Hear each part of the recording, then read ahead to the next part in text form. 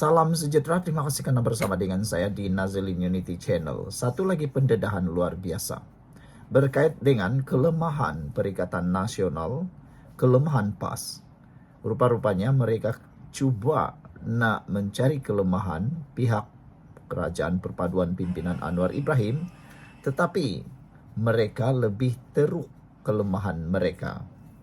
Menurut Setiausaha Politik Anwar Ibrahim, lemah takbir urus punca negeri diterajui PAS, kurang kemajuan. Kumil Munim berkata, Putrajaya tidak boleh disalahkan atas pertumbuhan ekonomi dan pembangunan yang perlahan di negeri itu.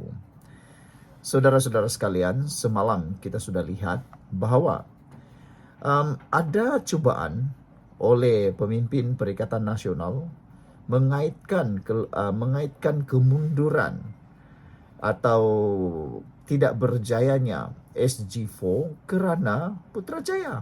Itu cubaan untuk mengalihkan kesalahan sendiri kepada orang lain. Pernah dengar tentang cerita bangau-bangau? Lebih kurang macam itulah. Salah sendiri, suruh orang yang tanggung. Sebelum kita teruskan, jangan lupa tekan butang subscribe dan berikan komen Anda untuk isu kali ini. Dan siapa yang ada masalah gout, kencing manis, tinggi darah, cepat tekan butang produk yang ada dalam channel konten ini. Untuk makluman Anda, produk yang saya kongsikan ini bukan saya jual, tapi mau kongsi saja dengan Anda semua. Nah, ramai sudah orang yang beli dan banyak sudah testimoni mengatakan ianya baik. Sediakan payung sebelum hujan, harganya sekarang ini sangat murah untuk promosi Ramadan dan lebih baik untuk persiapan menjelang hari raya nanti. Takut pula kena gaut kan, macam itulah. Setiausaha Politik Perdana Menteri Anwar Ibrahim berkata, kelemahan takbir urus adalah punca 4 negeri yang ditakbir pembangkang tidak menunjukkan perubahan signifikan dalam aspek pertumbuhan ekonomi dan pembangunan. Muhammad Kamil Abdullah Munim berkata, mana-mana pihak tidak boleh menyalahkan kerajaan pusat berhubung isu pertumbuhan ekonomi dan pembangunan yang perlahan di 4 negeri itu yang dikenali sebagai State Government 4 atau SG4 lapor bernama. Katanya, Putrajaya memberikan pelbagai bantuan sama ada dalam bentuk dana atau pembangunan infrastruktur kepada setiap negeri itu. Ini termasuk bantuan khas Aidilfitri RM500 kepada lebih 14,000 penjawat awam di Terengganu yang diumumkan Kementerian Keuangan semalam. Kamil, Setiausaha Politik Anwar sebagai Menteri Keuangan juga berkata, Menteri Besar Kelantan Nasharuddin Daud bertemu Perdana Menteri beberapa minggu lepas bagi meminta bantuan percepatkan projek tebatan banjir di negeri itu. Beliau berkata jumlah peruntukan kepada keempat-empat negeri itu juga meningkat. Jadi tak timbul isu kerajaan negeri yang ditakbir pembangkang ini dipinggirkan. Semalam Ketua Pemuda Perikatan Nasional Afnan Hamimi menolak dakwaan 4 negeri ditakbir gabungan pembangkang tidak menunjukkan perubahan signifikan dari segi ekonomi dan pembangunan.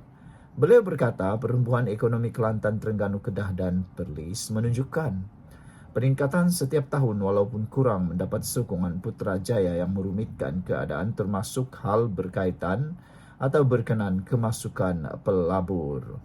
Afnan menjawab kenyataan Naib Presiden PKR Nik Nazmi Nik Ahmad bahawa 4 negeri yang diterajui PAS tidak menunjukkan sebarang perubahan signifikan dari segi ekonomi dan pembangunan. Kamil berkata pentadbiran SG4 juga perlu bertanggungjawab menangani isu berbangkit seperti banjir kerana ia salah satu faktor diambil kira pelabur untuk membuat pelaburan di negeri berkenan. Saya ambil contoh isu banjir. Ia adalah masalah besar yang membabitkan semua golongan, katanya. Jadi, jika perkara itu tidak dapat diselesaikan, bermakna keyakinan untuk pelabur untuk membuat pelaburan di negeri tersebut adalah akan berkurangan, kata beliau lagi. Jadi dengan penerangan dan penjelasan yang cukup mudah difahami itu, betullah lemah tabir urus punca negeri diterajui pas, kurang kemajuan, kata Setiausaha Politik Anwar. Kita jumpa lagi, jangan lupa tinggalkan komen Anda. Salam sejahtera, terima kasih karena bersama dengan saya di Nazilin Unity Channel. Malam ini saya nak kongsi dengan Anda semua apa keputusan pilihan raya air kuning yang akan diadakan tidak lama lagi. Meskipun belum lagi pilihan raya diadakan, tetapi kita sudah boleh menyatakan mana yang menang, mana yang kalah. Ikuti terus ulasan ini karena Anda akan mengetahui sama ada setuju atau tidak kita berdialog dalam video ini. Tinggalkan komen Anda. Pada pendapat Anda, mampukah Perikatan Nasional mencabar kekuatan Kerajaan Perpaduan yang mana kini bergabung Kerajaan Perpaduan ini, Barisan Nasional dan juga Pakatan Harapan? Jika dilihat di atas kertas, Perikatan Nasional sah akan kalah dalam pilihan raya PRK Air Kuning. Silap-silap hari bulan, mereka hanya mampu mendapat mungkin tidak sampai 3.000 undi pun. Ini melihat kepada sentimen pengundi di Air Kuning sekarang. Ditambah pula apabila digabungkan kekuatan jentera Pakatan Harapan dan Barisan Nasional, tentulah undinya juga akan bertambah, ditambah dua-dua. Bilangan undi yang sebelum ini ditambah kedua-dua daripada Pakatan Harapan dan Barisan Nasional, majoritinya jauh melebihi meninggalkan Perikatan Nasional.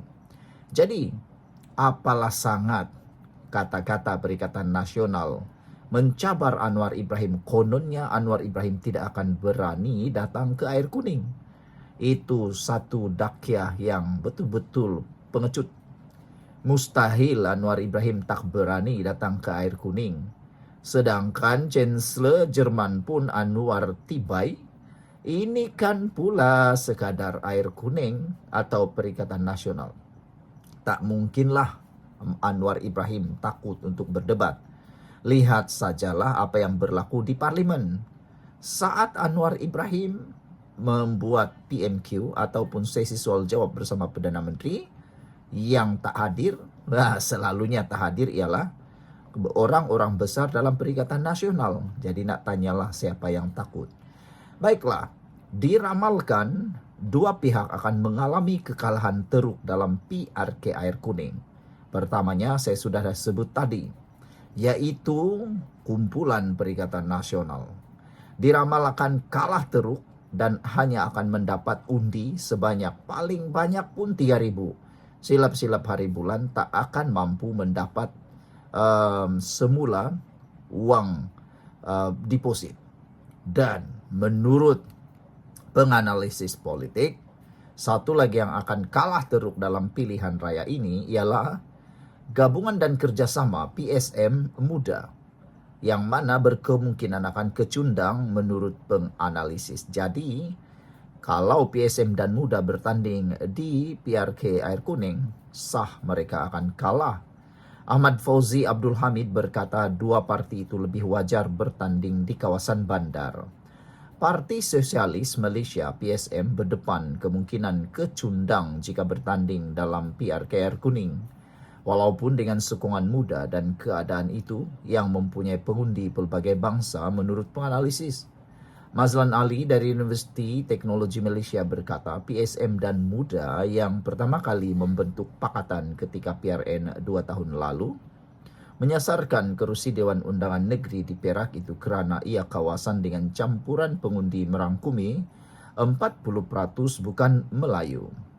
Jika ia dilihat sebagai kerusi yang sesuai untuk dipertanding, namun saya tidak yakin PSM muda mampu mendapat lebih daripada 1.000 undi sekalipun, katanya. Beliau berkata pengundi di Semenanjung dijangka menghadkan sokongan terhadap satu daripada 3 pakatan besar yang kini mendominasi lanskap politik negara, yaitu Pakatan Harapan, Barisan Nasional dan Perikatan Nasional PN. Maslan berkata muda dan PSM akan kekal tidak relevan, melainkan gabungan dengan satu daripada 3 pakatan berkenan. Ahmad Fauzi Abdul Hamid dari Universiti Sains Malaysia menjangka calon PSM yang bertanding mungkin hilang depositnya kerana melihat parti itu maupun muda tidak mempunyai sumber sokongan konvensional di kawasan berkenan. Fauzi percaya PSM menyasarkan kerusi berkenan disebabkan komuniti India yang agak besar di Air Kuning. Tidak eloklah untuk menganggap parti sosialis seperti PSM juga terpengaruh dengan demografi perkauman di kawasan yang mahu dipertandingkan. Namun, sukar untuk mereka menafikan bahawa mereka menyasarkan pengundi etnik India yang merangkumi kira-kira 14%. Katanya dengan menambah muda pula dilihat sebagai terlalu idealistik untuk Malaysia. Pada Sabtu, Timbalan Pengerusi PSM S. Arut Chel Van mengumumkan parti itu merancang meletakkan calon dalam PRK itu pada 26 April ini bagi memberikan alternatif kepada pengundi di Air Kuning daripada Kerajaan Perpaduan dan Pembangkang. Muda kemudian menyuarakan sokongan untuk kempen PSM. Kerusi itu yang juga kubu kuat UMNO dikosongkan selepas kematian Isyam Saharudin, 58 tahun pada 22 Februari. Isyam memenangi kerusi itu pada PRU 2022 dengan majoriti 2,213 undian dalam pertandingan 5 penjuru. PSM turut bertanding di situ pada tahun 2022 tetapi calonnya KS Bawani hanya meraih 586 undi. Fauzi berkata elok juga PSM dan muda menggunakan PRK itu bagi memberi bayangan kemungkinan bekerjasama dalam PRU di masa depan terutama melihat kepada demografi campuran di Air Kuning.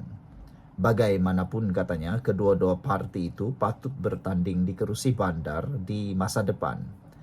Kerana peratusan pengundi yang kecewa dalam keadaan semasa berkemungkinan lebih tinggi. Tapi, mengira bangsa atau agama antara lain disebabkan kos sara hidup yang lebih tinggi. Dasar sosialis lebih menarik di kawasan dengan ramai penduduk miskin bandar yang ramai katanya. Mazlan bagaimanapun meragui keupayaan muda dan PSM untuk menunjukkan prestasi lebih baik di kawasan bandar. Katanya, kedua-dua parti bertanding di kawasan bandar dalam 6 pilihan raya negeri pada 2023, namun semua calon mereka kehilangan deposit. PSM dan muda adalah parti yang tiada potensi atau kemungkinan mendominasi arena politik Malaysia. Walaupun dikatakan parti bandar. Walaupun dua parti ini lebih sesuai untuk kerusi di kawasan bandar, nampaknya di lokasi seperti itu sekalipun mereka kurang mendapat sokongan, katanya lagi. Sekian untuk kali ini, jangan lupa tinggalkan komen anda. Bye-bye.